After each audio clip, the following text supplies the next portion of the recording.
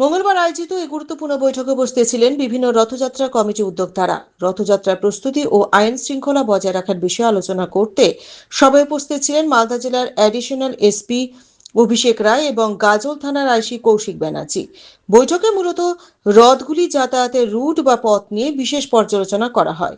চলতি বছর রথযাত্রা বৃহস্পতিবার অনুষ্ঠিত হবে। উল্লেখ্য, ওই দিন স্থানীয় হাটের কারণে এলাকায় সাধারণ মানুষের প্রচুর সমাগম ঘটে এবং বহু ব্যবসায়ী দোকানপাট খোলেন। এই জরাকীর্ণ পরিস্থিতির মধ্যে কিভাবে সমস্ত রথ সুষ্ঠুভাবে নির্দিষ্ট পথ ধরে গাজলে বিদ্রোহী মোড়ে এসে পৌঁছাতে পারে তা নিয়ে বিস্তারিত আলোচনা হয়। প্রশাসনের তরফ থেকে একটি নির্দিষ্ট রুট ম্যাপ বা পথ নির্দেশিকা তৈরি করা হয়েছে। সেই রুট মেনে সমস্ত কমিটির রথগুলি বিদ্রোহী মোড়ে একত্রিত হয়ে মূল কার্নিভালে অংশ নেবে।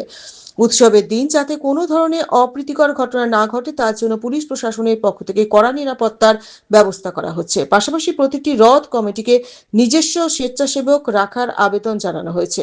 রথযাত্রা কার্নিভালকে সর্বাঙ্গ সুন্দর ও শান্তিপূর্ণ করতে গাজলে এখন জোর কদমে প্রস্তুতি চলছে।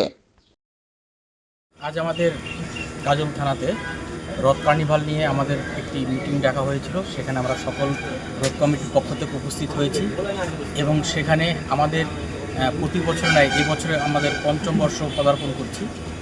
তাতে আমাদের সমস্ত রথ কার্নিভাল কমিটি থেকে এসেছিলাম, আমরা উপস্থিত হয়েছিলাম এখানে।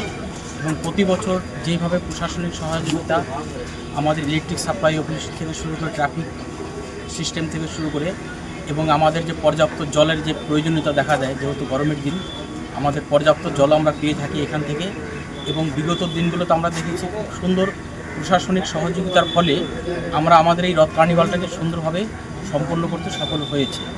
আমরা আশা রাখছি এবছরও আমরা সেই গত বছর বিগত বছর যে দিনগুলো ছিল যত সুন্দরভাবে পার করতে পেরেছি, আশা রাখি এই বছর আমরা পার করতে পারব।